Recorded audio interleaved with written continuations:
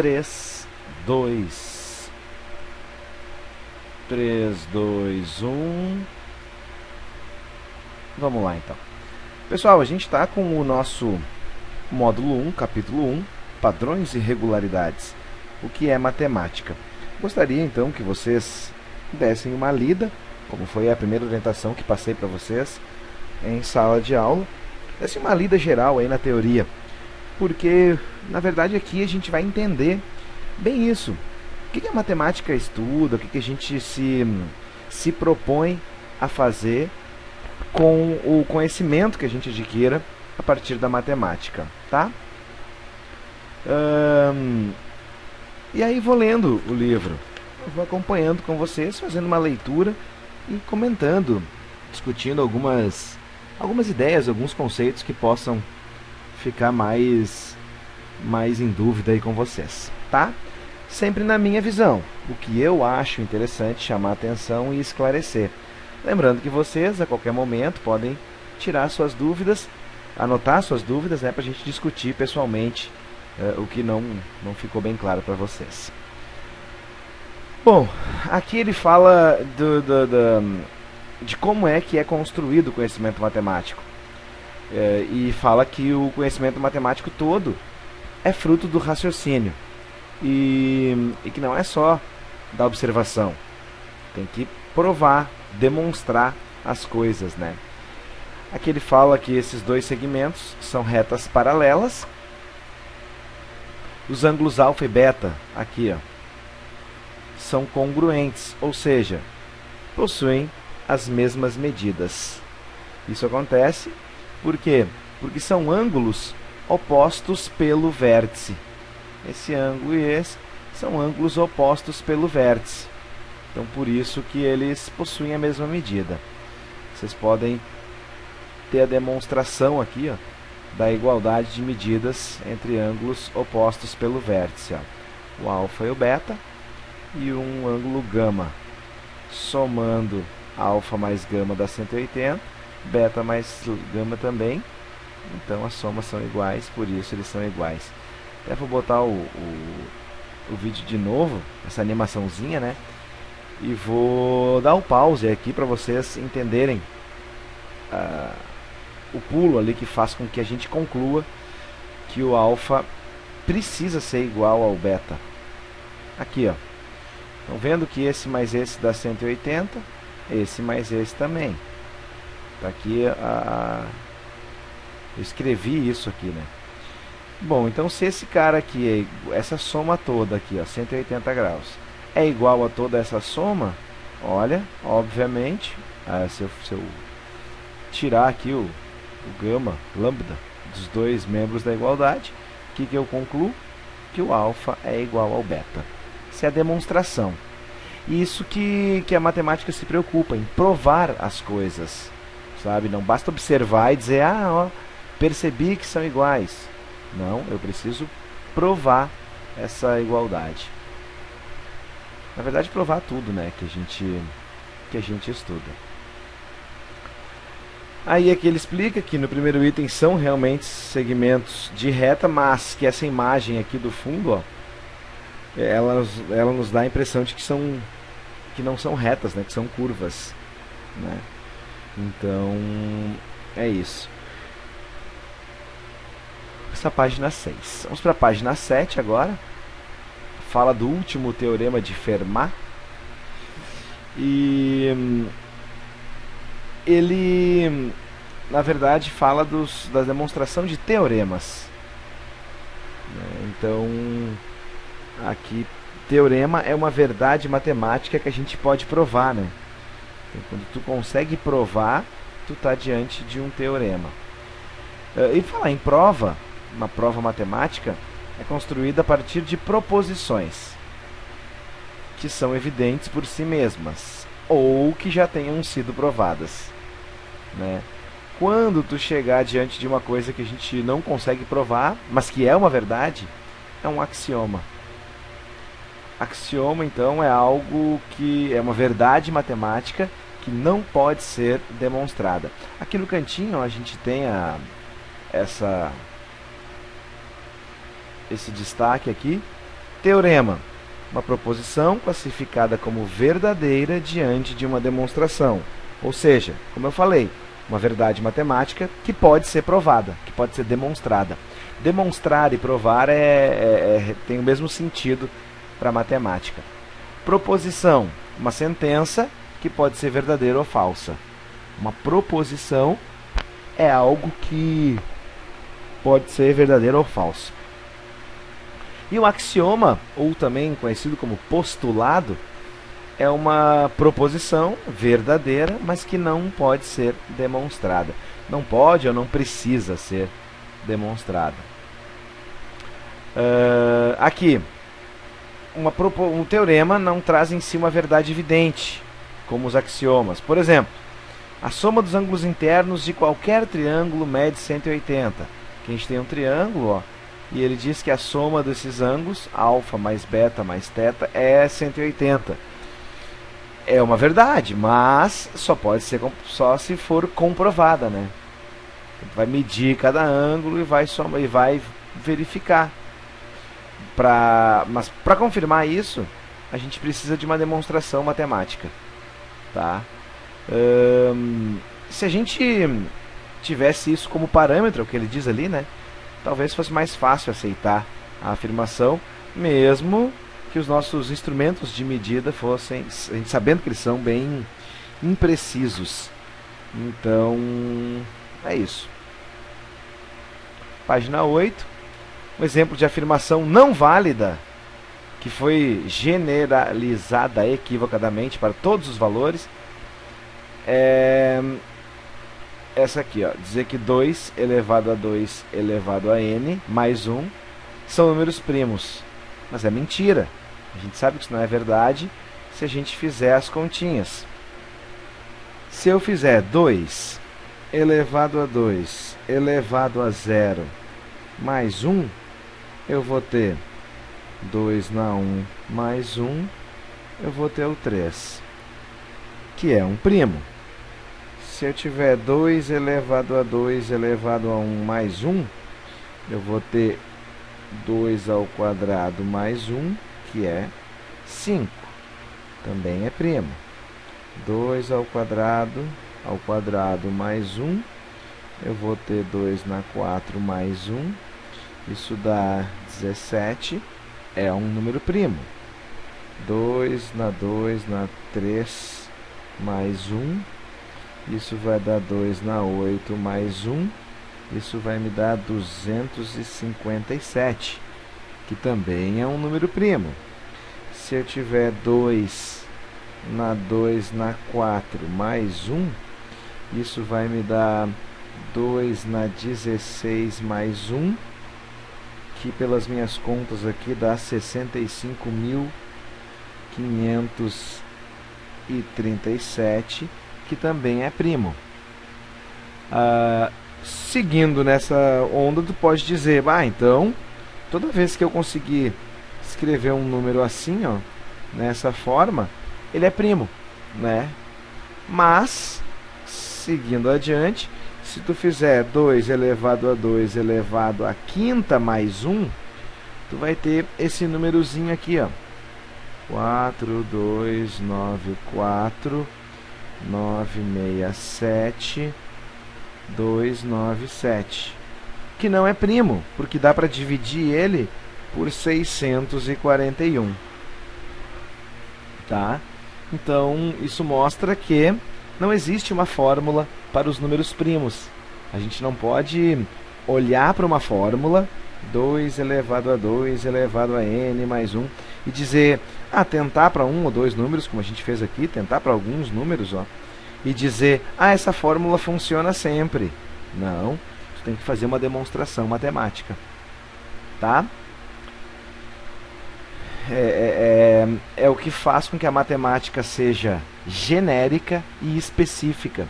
Ela é genérica porque ela representa tudo, e específica porque representa corretamente, certinho, cada coisa, sabe? É uma característica bem bacana, assim, da matemática, como a gente enxerga hoje ela, assim, tá? Bom, pessoal, continuando aqui, agora a gente vai ali para a página 10, que fala sobre o conhecimento matemático ali, abre portas e tal. Ele tenta mostrar isso, né, que a gente consegue explicar a matemática, o mundo através da matemática. E aí ele sugere um filme para vocês, o filme A Prova. E até vou botar para vocês o trailer do filme, para vocês saberem mais ou menos aí do que se trata esse filme, tá? Deixa eu ver.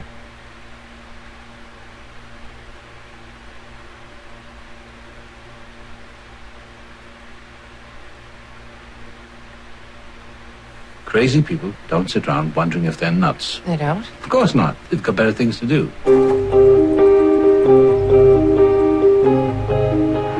Happy birthday. Dad. Vanessa, can't believe it. Neither can I. She grew up in the shadow of a brilliant man. You better get cracking. By the time I was your age, I'd already done my best work. But when his genius slipped away, Dad? What are you doing out here? I'm thinking. It's 30 degrees. he left behind a mystery. Someone's got to go through your dad's stuff. There's nothing up there. There are 103 notebooks. I'm prepared to look at every page. Are you? No. How long have you known about this? We found something potentially major. All newspapers around the world are going to want to talk to the person who found this notebook. He didn't write it. I mean, he couldn't have. I don't believe a mind like his can just shut down. You're not taking anything out of this house. wouldn't do that. You're hoping to find something upstairs you can publish? No, it'd be for your dad. I thought we'd have some people over tonight, if you're feeling okay. You think I'm like Dad? I think you have some of his talent and some of his tendency toward instability. I'm afraid I'm like my dad. You are not him. Maybe I will be. Maybe, and maybe you'll be better. There is nothing wrong with you. What's going on? Based on the Pulitzer Prize winner, You look great. It doesn't really fit. Sure it does. Academy Award winner Gwyneth Paltrow, Jake Gyllenhaal, Hope Davis, and Academy Award winner Anthony Hopkins. Proof.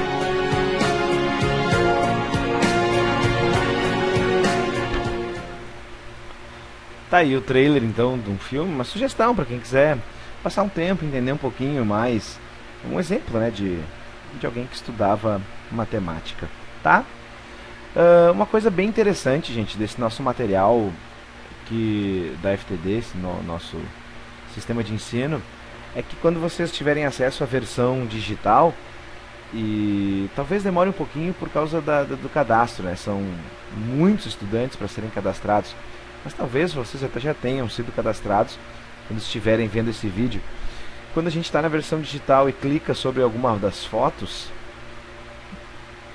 olha só, a gente consegue ter um zoom muito bacana, assim, né? A gente consegue, as fotos têm uma resolução muito bacana, muito boa. E como vocês viram ali agora, a gente acabou de ver um trailer que também tem ali no livro de vocês, mas óbvio que o trailer vocês não conseguem acessar no livro, né? Então essa complementação é bem interessante. Uma outra expressão que a gente usa bastante no meio matemático é a expressão paradoxos. Paradoxos são proposições aparentemente verdadeiras, mas que se contradizem. Para entender melhor, a gente leu ali, né? Toda regra tem uma exceção. Isso é um paradoxo, né?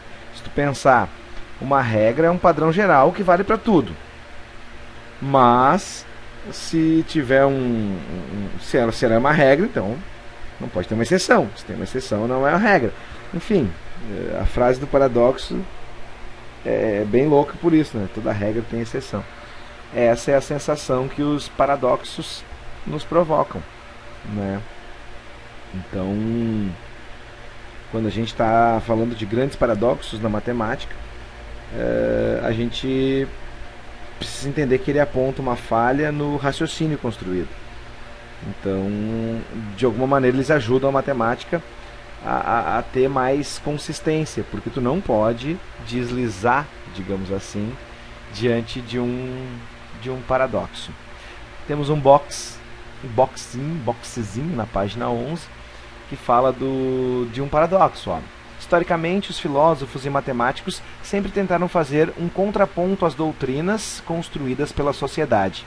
Um dos métodos mais utilizados era o de partir das afirmações dos oponentes e reduzi-las ao absurdo. 2 filósofos que se destacaram nesse sentido foram Parmênides e Zenão, de Eleia, cujos métodos pessoais consistiam em pensar e promover discussões por meio de paradoxos. Dentre os paradoxos mais conhecidos de Zenão estão Aquiles e a tartaruga, o paradoxo do estádio e a seta voadora. Vamos ver aqui o material para aprofundar isso aí. Um arqueiro lança uma flecha que adquire movimento. Em um certo instante, a flecha ocupa um espaço que é igual ao seu volume, portanto, segundo Zenão, ela estaria parada nesse instante.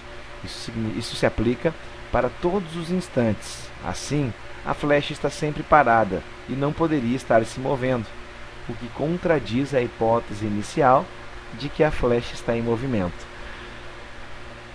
Poder-se-ia argumentar que a flecha não está parada no instante, mas voa um pouquinho durante o instante, de forma que ela estaria em diferentes posições no início e no fim do instante. Mas nesse caso, o instante seria divisível, indo contra a hipótese. Isso aí é um paradoxo, um exemplo, né, de paradoxo. Paradoxo é um assunto que a gente poderia ficar um bom de um tempo conversando e discutindo o assunto. Agora convido vocês a irem lá para a página 14, onde a gente vai falar sobre padrões, que a gente vai também, ao longo desse ano, se aprofundar um pouquinho no estudo de padrões matemáticos. É uma coisa bem importante a gente enxergar, até porque é um assunto bastante estudado pela matemática, tá? Então, padrão é isso, né? Na discussão que ele fez na página anterior ali, na página 12, até vou mostrar para vocês. Isso é importante que vocês tenham o livro, né, gente?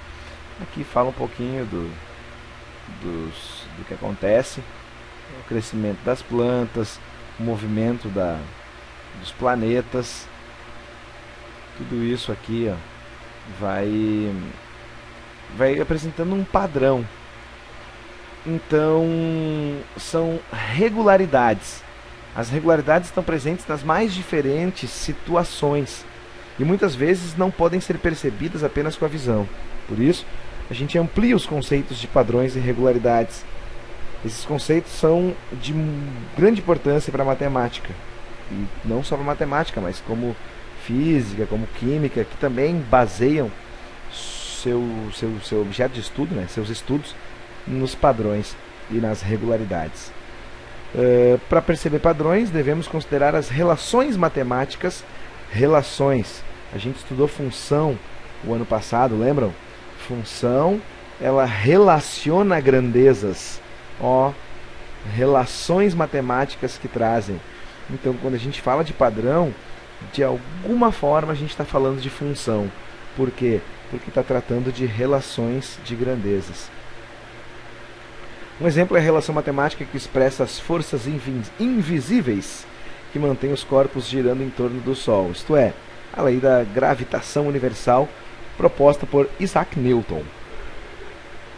De acordo com essa lei, existe uma força que atrai todos os corpos, expressa por meio dessa fórmula aqui, onde F é a força, G é a constante gravitacional universal, M maiúsculo e M minúsculo são as massas de dois corpos, e D é a distância que separa esses dois corpos.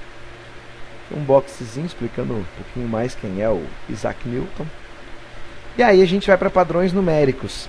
Aqui a gente não vai se debruçar muito, até porque ao longo do nosso ano letivo a gente vai enxergar um pouco melhor o que é ou o que são as sequências, os padrões numéricos.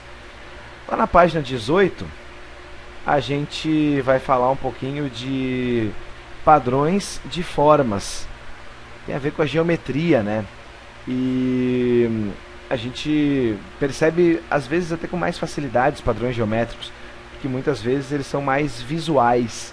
Então, os artistas, grandes artistas, usam padrões visuais para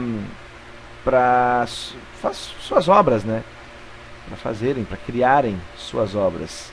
Aí tem uma dessas obras, aqui tem outra dessas obras.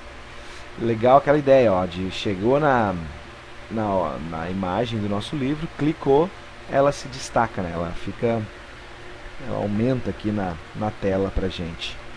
No nosso livro, gente, tem um monte de continhas que a gente vai fazer, mas aqui hoje, como eu falei pra vocês, quero mais dar um panorama geral aí sobre o livro. Aqui, ó, observarmos o movimento de um objeto, tá aqui esse objeto. Podemos identificar padrões, né? Uma bola, por exemplo, de basquete parece uma coisa que a gente já viu aí, né? Parece uma parábola, né? Ó, parábola.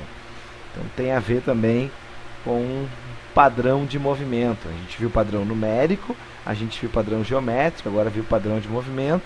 Na próxima página, na página 23, a gente vai ver padrão de comportamento.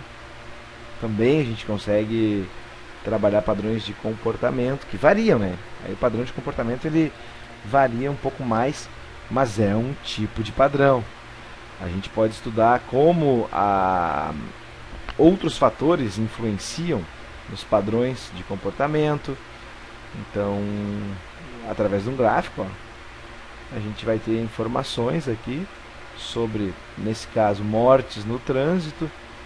E aí a gente consegue concluir algumas coisas, né? Tirar algumas conclusões a partir de dados concretos, assim. Aí isso na página 24. Na página 25, a gente tem também uma outra reportagem falando de 2012, o ano da crise e tal. Então, é importante analisar aqui o comportamento, né, da nossa economia e tal. Tudo isso a matemática nos auxilia bastante. Seguindo lá para a página 27, ainda falando de padrões, a gente tem aqui na página 27 o brócolis, né? E o floco de neve em matemática, eles falando sobre fractais. Eu quero mostrar para vocês agora uma animação aqui para falar um pouquinho de fractal. É uma palavra que aqui vocês têm, né, a explicaçãozinha dela lá na página 27, vem do latim, significa quebrado, fragmentado. Essa denominação fractal surgiu na década de 60 pelo matemático Benoit Mandelbrot. Vamos ver então aqui a animação que a FTD preparou pra gente. Brócolis romanesco é um exemplo típico de fractal natural. Essa é a imagem de uma montanha composta com o uso da equação fractal de Julia. Usando desenhos gerados por computador, a geometria fractal cria modelos para representar fenômenos do mundo real. Tá aí o brócolis romanesco, que é um tipo de fractal. Tá? A gente tem no livro aqui alguns exemplos de fractal. O tapete de Sierpinski, triângulo de Sierpinski. Aqui a gente tem o conjunto de Mandelbrot, a estrela de Koch, famosa. Vários exemplos de fractais que dá para trabalhar muita coisa na geometria, né, do fractal. Na próxima página a gente vai ver o fractal de Cantor. Muito legal. Ele pega um segmento de reta, divide em 3 partes e elimina do meio. Teve 2 segmentos de reta aqui. Esse segmento ele corta no meio, divide em 3, desculpa, corta o risquinho do meio, esse aqui. Então ele vai repetindo esse processo. E é bem legal, né?